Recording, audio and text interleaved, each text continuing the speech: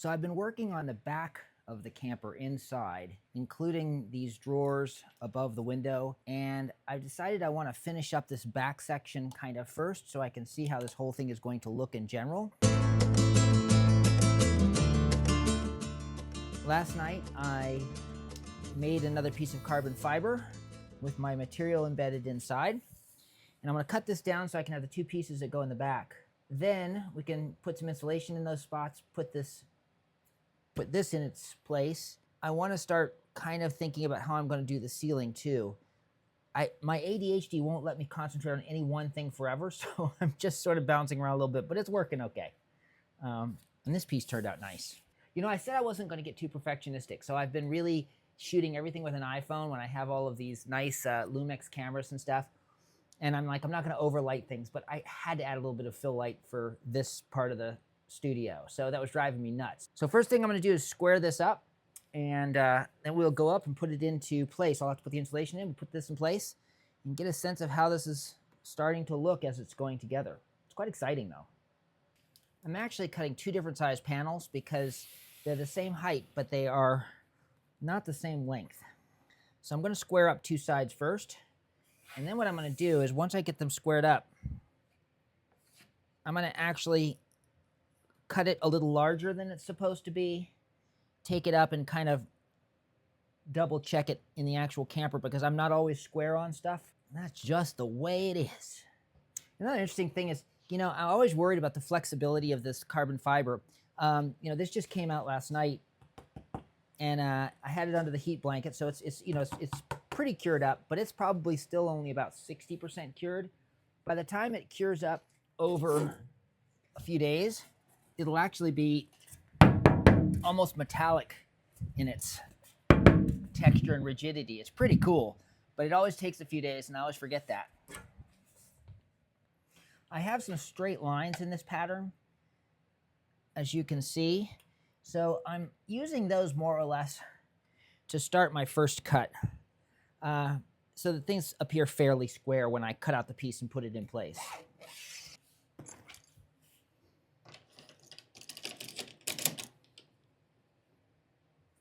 I'm literally cutting it close at this end, but I'll probably cut this off. I'll make it a little longer this way, and then when we come to shave it off to the actual size of the piece up there, I'll shave off this edge right here.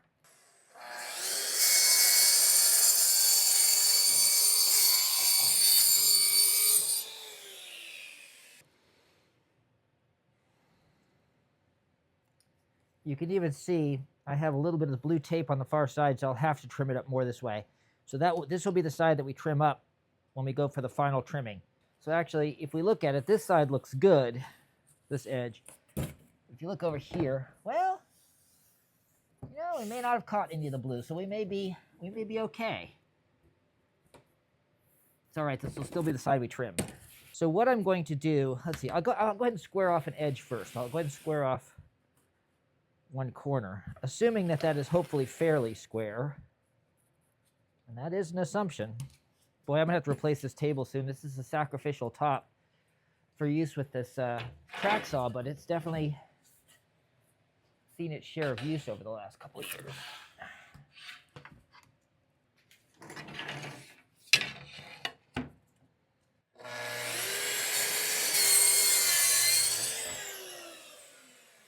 Now, as I was saying, the measured space up there is 9 1/4 inches. So I'm going to go about, well, let's see how much room I have to spare here. So this is 20 inches of good carbon fiber, it looks like. So I can't go any more than about 10 inches to make sure I have stuff to spare on both sides. So we'll go 10 inches, which will allow me a little bit of trim room. See how it goes from there. So measure twice, cut once. Not my normal operating procedure, but you know, I hate wasting carbon fiber.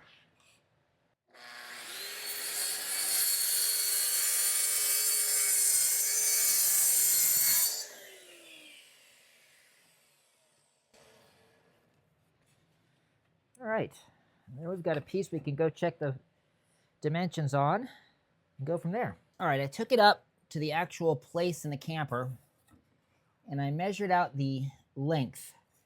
And this edge looks pretty square, so that's good. So we're gonna cut right down here. I'm gonna go back up again and get the width perfect. Once that's done, all I have to do is the second piece. Then we can go upstairs and cut the insulation and put it inside and see how the whole thing looks. And I'm really looking forward to seeing what the uplight look when I shine the uplights on that we did in the last video. I'm really curious as to how that's gonna look on here. That should be really interesting.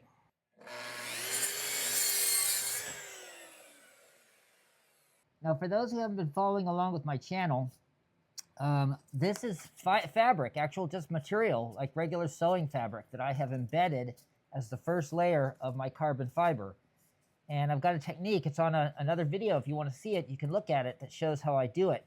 But it turns out pretty cool, and it really gives a nice finished look to the inside if I don't want it to be quite so cold the way the carbon fiber would do it. Listen, I know you know this, but like and subscribe. It really makes a difference. It really helps me grow this channel. And once again, I'm doing this for the fun of it, but you know, a little appreciation goes a long way. So if you're enjoying this at all and you're actually getting something out of this, hit that like and subscribe. Thanks.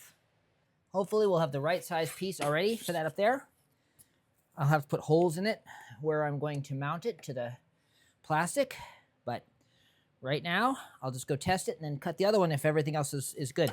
I also hit the edges with sandpaper because this fabric, of course, fabric, and it actually has little fabric threads on this, but the sandpaper takes those right down and actually seems to make it nice and clean. So as you can see, I've got the pink insulation in place, and I've taped all of my wires into place. I like taping them into place so that they don't rattle a lot. I'm trying to prevent shorts and loosening up of the wires as I drive along, especially over bumpy roads. I'm not covering every bit of wire, but just enough to make sure they feel really secure up against the insulation. I have to say, I was kind of ambivalent today. I use these clips, these electrical clips, a lot when I'm doing electronics and working on stuff. I really do like them. It's that you can test with them.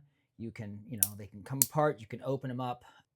I can even put test leads down in this hole right here, which is really awesome. So I had the wires connected up using these. And in general, they're really solid, but I'm really trying to avoid using quick connects anywhere I can help it in the truck. They are going to be prone to loosening up and causing shorts. So I went ahead and soldered all of my wires together up here. The only exception is the quick connect right here, which will let me at least disconnect the main wire from this whole thing if I need to remove anything. But for the most part, I thought better just go ahead and do it. So I did lineman splices, and they work real well. So now the job involves, I've already cut the holes out, drilled the holes out. I'm going to put this up here like this. I'm going to tape it in place because I'm going to drill pilot holes for where I'm going to put the, well, I've used them before, but these M4 threaded inserts, they're great. You heat them up, sink them right into the plastic, and then you can have a nice way for the screws to hold into this PETG carbon fiber stringers separators that I've created here. All right, we'll get this done, get both sides on, turn the lights on and see how it looks, and I'll be happy, and I think we'll be done for the day.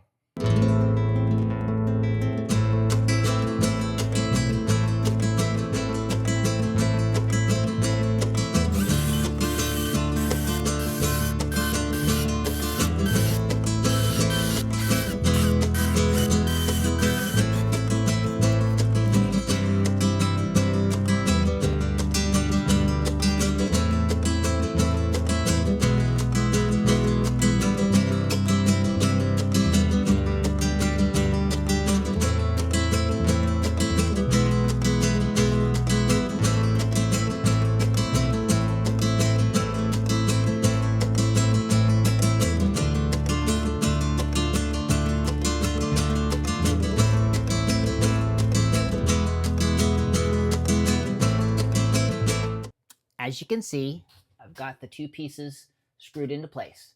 I'm using silver bolts on this side and black bolts on this side. I'm going to give you a close-up here in a few minutes.